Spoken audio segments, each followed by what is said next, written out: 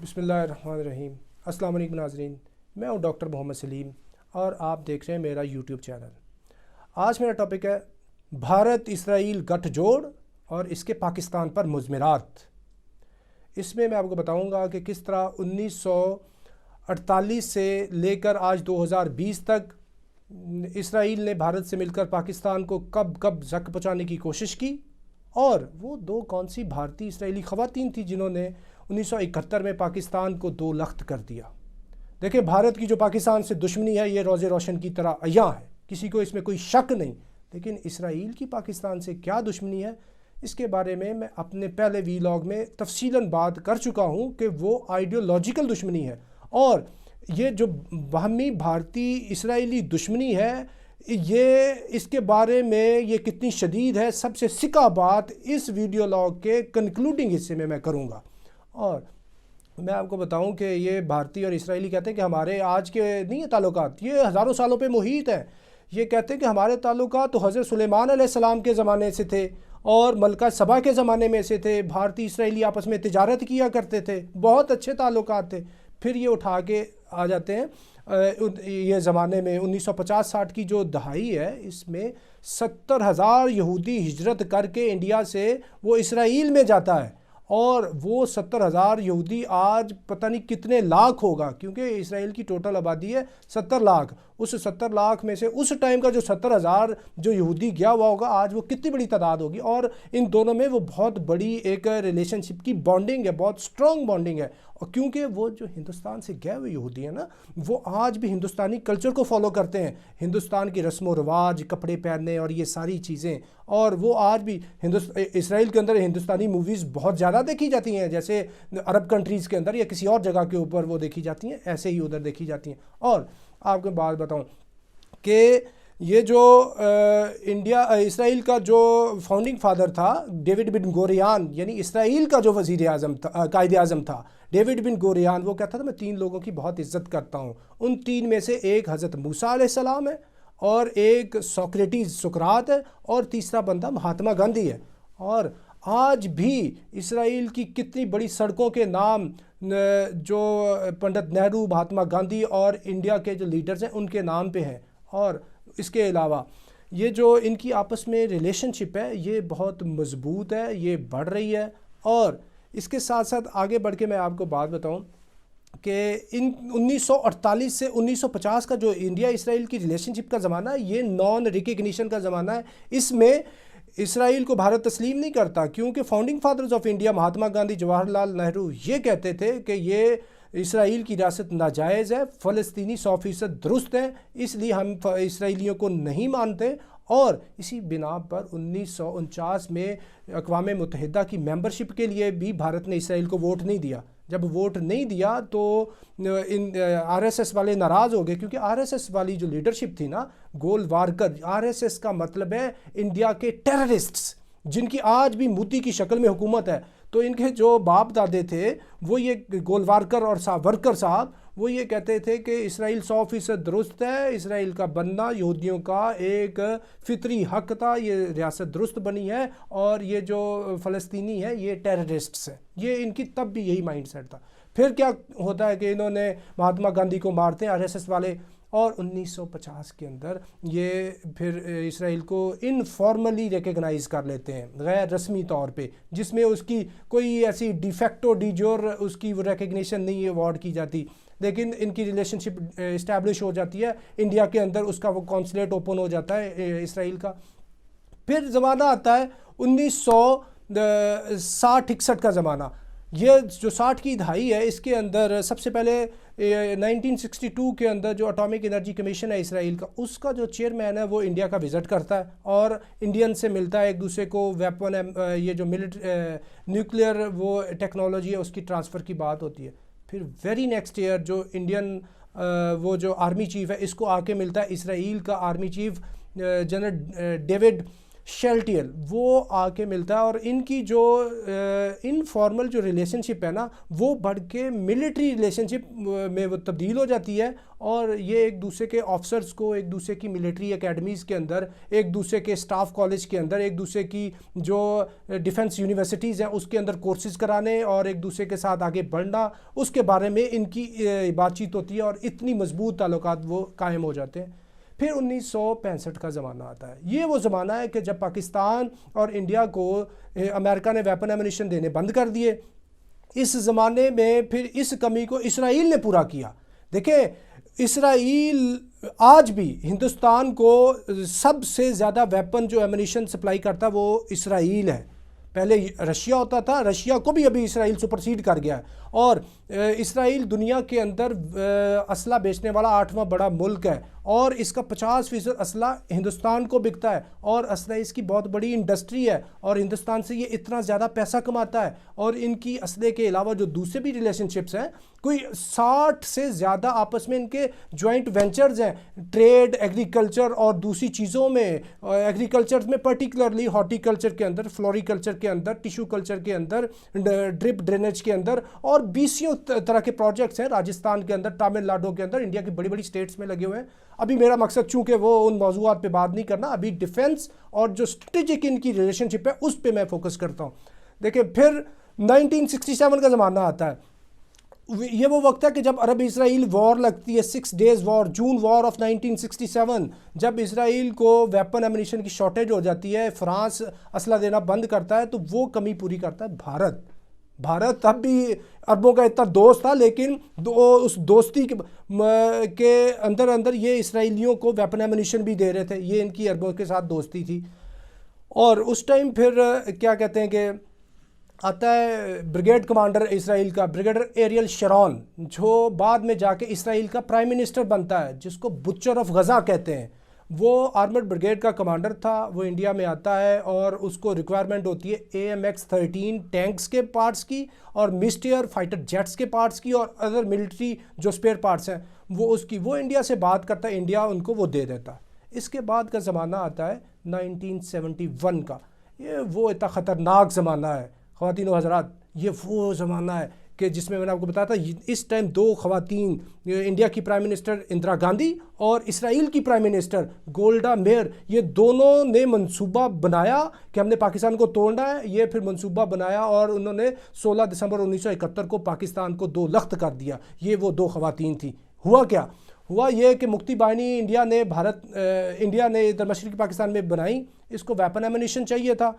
Israel से इन्होंने Motors और अदर स्मॉल आर्म्स ये लिए और इसके साथ फिर इनको ट्रेन करने के लिए इंस्ट्रक्टर्स की भी ज़रूरत थी। तो इसराइली जो इंस्ट्रक्टर्स थे, ऑफिसर्स थे, वो ईस्ट पाकिस्तान गए, इनको ट्रेन किया। और ये इतना असला आया कैसे? ये वो असला कोलकाता के अंदर पहुंचा 1971 में। ये जाना था दरअसल ईरान के अंदर। जो श्लोमो एक इसराइली यहूदी था, बेसिकली ये पोलैंड का यहूदी था और जो कंसंट्रेशन कैंप था उसके अंदर ये यानी रहा हुआ था, बड़ी सज़ा काटी हुई थी हिटलर के कैंप के अंदर रह के। और ये बहुत ज़्यादा सख्त एंटी मुस्लिम और पर्टिकुलरली एंटी पाकिस्तान था। इसकी दोस्ती थी इंदिरा गांधी के प्रिंसिपल सेक्रेटरी हक्सर से, बिकॉज वो जब लंदन में उसकी पोस्टिंग थी, इनकी आपस में रिलेशनशिप थी। एक तो इनकी आपस में बातचीत हुई और कि जी वेपन एमुनिशन ये ईरान की बजाय इसको भेजना है भारत को। और दूसरा, जो दोनों प्राइम मिनिस्टर ख़वातीन थी, इसराइल वज़ीर आज़म और भारतीय वज़ीर आज़म, इन्होंने आपस में बातचीत की। और जो गोल्डा मेयर थी वो कहती थी कि हम आपको ये सारा असला देते हैं, इसके आप हमें तस्लीम करें। लेकिन इन्होंने तस्लीम फिर भी नहीं किया था। तोड़ दिया पाकिस्तान को मिलके, लेकिन पूरा तस्लीम उस वक्त भी भारत ने इसराइल को नहीं किया।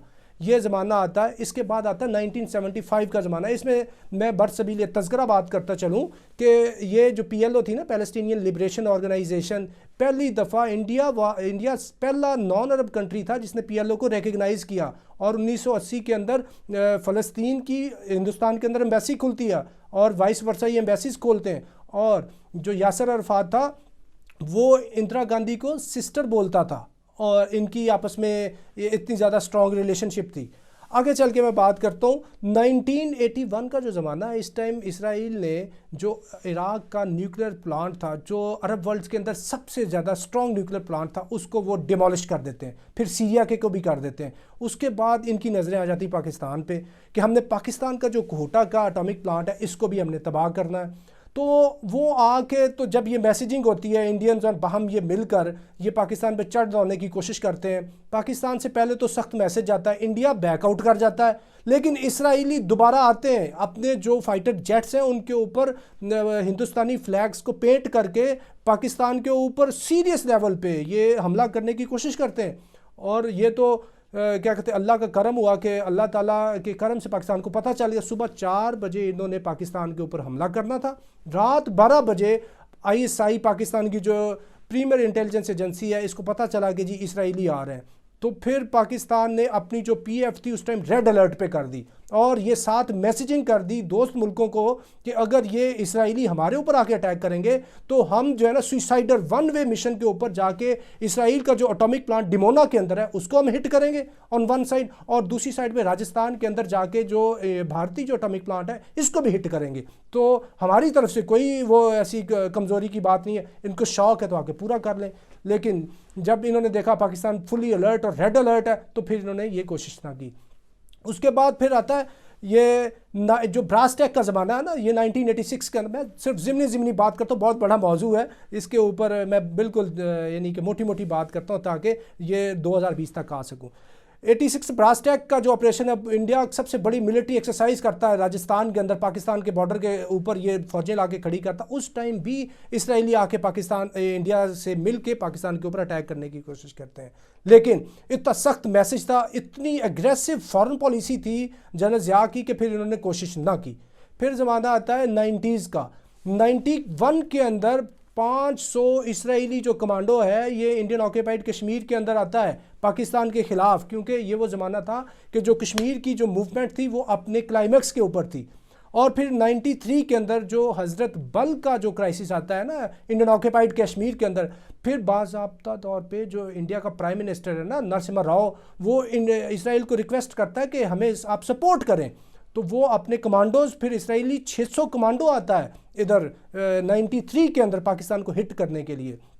फिर इनकी आगे ज़माना आता है 94 का। इसमें दोनों मुल्क इसराइल भारत एक दूसरे को मोस्ट फेवर्ड FMFN का स्टेटस देते हैं, तिजारत भी बढ़ती है, ताल्लुकात भी बढ़ते हैं, इसकाफत भी बढ़ती है, बहुत कुछ बढ़ता जाता है। फिर बढ़ते बढ़ते ज़माना आता है 1998 का, 1998 का ज़माना, कि जब ये देखें पहले एक्सप्लोजन करता है इसराइल पोखरान राजस्थान के अंदर। ये कहा जाता है कि वो दरअसल जो 1998 के अंदर एटमी तजर्बे किए थे भारत ने, वो भारतीय एटमी तजर्बे नहीं थे, वो इसराइल के थे, क्योंकि इसराइल के पास तो इतनी वो स्पेस ही नहीं है कि जिधर जाके वो अपने एक्सप्लोजन कर सके, तो वो इसराइल ने एक्सप्लोजन किए थे। उसके जवाब में आप इसराइल के कह लें या भारत इसराइल दोनों के कह लें, जवाबन फिर 28 मई 1998 को जब पाकिस्तान अपने एटमी धमाके करने जा रहा था, तो इसराइल के जो 6 modern most advance ultra modern जो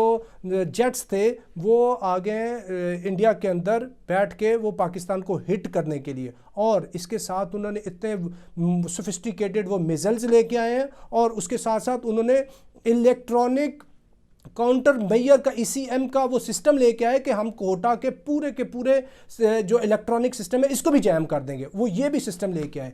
जब पाकिस्तान को ये पता चला है तो वंस अगेन पाकिस्तान की एयरफोर्स रेड अलर्ट पे आ गई, और 125 जो पाकिस्तान के सर्वेलेंस जेट्स थे वो फ़ज़ा के अंदर सर्वेलेंस कर रहे थे, ताकि अगर हम इधर ये एटॉमिक वो एक्सप्लोजन करते हैं, उधर से अगर ये हमें आके हिट करने की कोशिश करते हैं, वंस अगेन हम इसको हर तरफ से हिट करेंगे। तो फिर भी ये रुके।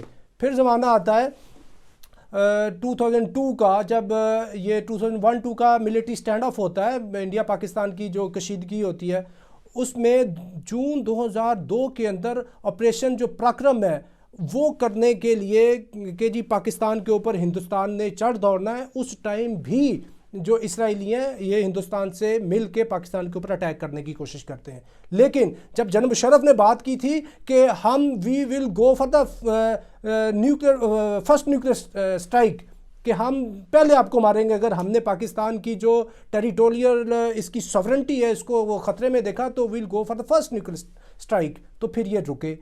इसके बाद यानी ये 2003 का ज़माना आता है, 2003, जब एरियल शरॉन पहला ये इसराइली वज़ीर आज़म है जो भारत का बाज़ाब्ता सरकारी दौरा करता है। इससे पहले 1997 में जो इसराइल का प्रेसिडेंट था वो इंडिया का दौरा करता है, लेकिन प्राइम मिनिस्टर 2003 में करता है। इनकी और ज़्यादा स्ट्रेटेजिक फिर इनकी स्ट्रेटेजिक मिलिट्री पार्टनरशिप हो जाती है और ये एक दूसरे के इतने ज़्यादा दोस्त बन जाते हैं। और उसके बाद फिर 2008 में भी जब मुंबई अटैक होते हैं, इंडिया पाकिस्तान के दरमियान एस्केलेशन हो जाती है, उस टाइम भी फिर दोबारा ये दोनों मिलके पाकिस्तान के ऊपर चढ़ दौड़ने की बात करते हैं।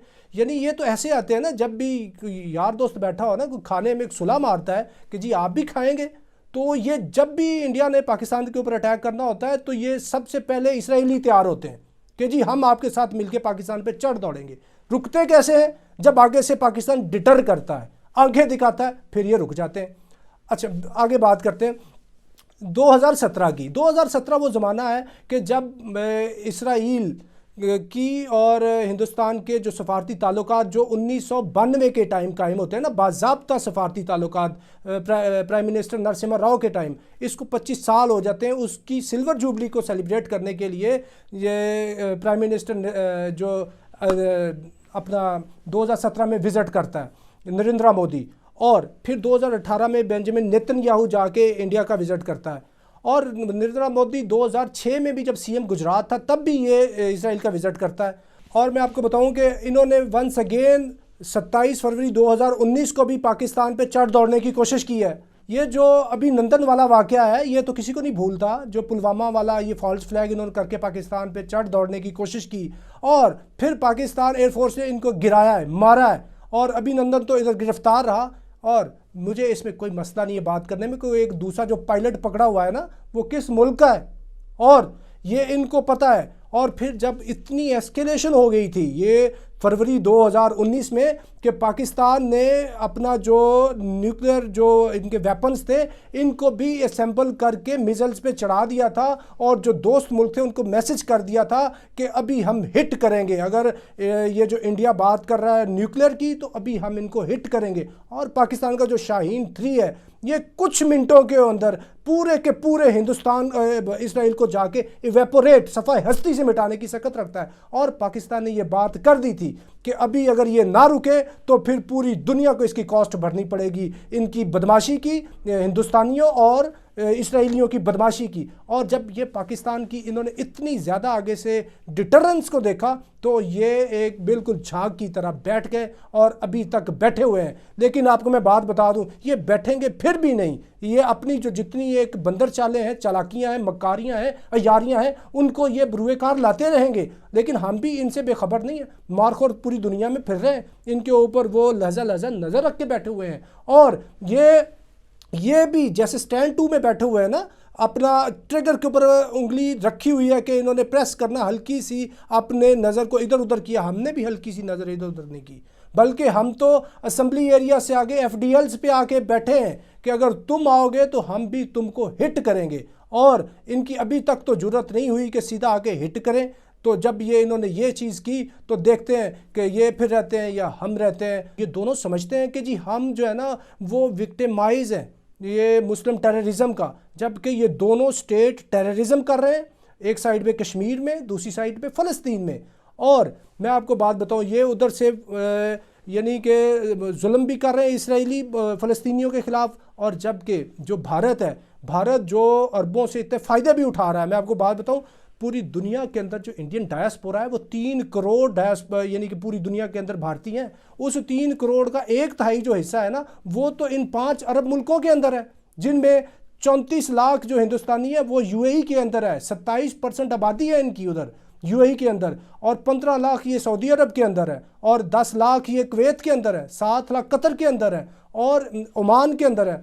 और इधर से इनको कोई $35 बिलियन जो फॉरेन एक्सचेंज रिजर्व आता है ना, रिमिटेंसेज आते हैं इंडिया को, वो सिर्फ इन 5 अरब मुल्कों से $35 अरब आता है। और पूरे पाकिस्तान के जो ओवरसीज़ है ना, गैर मुल्की जो पाकिस्तानी है, वो पूरे पाकिस्तान को यानी कि 23 बिलियन डॉलर वो उन्होंने भेजा है, जो सबसे ज़्यादा वो फॉरेन एक्सचेंज रिजर्व है पाकिस्तान की हिस्ट्री का। जबकि सिर्फ ये 5 अरबी जो मुल्क है, इधर से इंडिया को 35 बिलियन डॉलर आता है। आप हिसाब लगा लें आगे। अच्छा, आगे चल के आपको बात करूं कि ये जो इनकी दोनों की आपस में इतनी ज़्यादा दोस्ती है, और जो कि गैर फितरी दोस्ती है, क्योंकि आप देखें ना इनकी ज़ुबान मिलती है, ना रंग मिलता है, ना नस्ल मिलती है, ना जोग्राफिया मिलता है, कोई चीज़ ना कोई तारीख मिलती है, फिर भी ये दोनों दोस्ती में उतरे हुए हैं। दोस्ती की सिर्फ और सिर्फ एक वजह है, वो है एक नैरेटिव, वो है एक बयानिया, वो है anti Pakistan narrative, anti Islam narrative in general and anti Pakistan narrative in particular. Because देखें, जब सबसे सिक्का बात अल्लाह ताला की है, अल्लाह ताला कलाम मजीद में ये फरमाते हैं, लताजिदन्ना अशद्दन्नासी अदावतल लिल्लज़ीना आमनुल यहूद वल्लज़ीना अशरकू।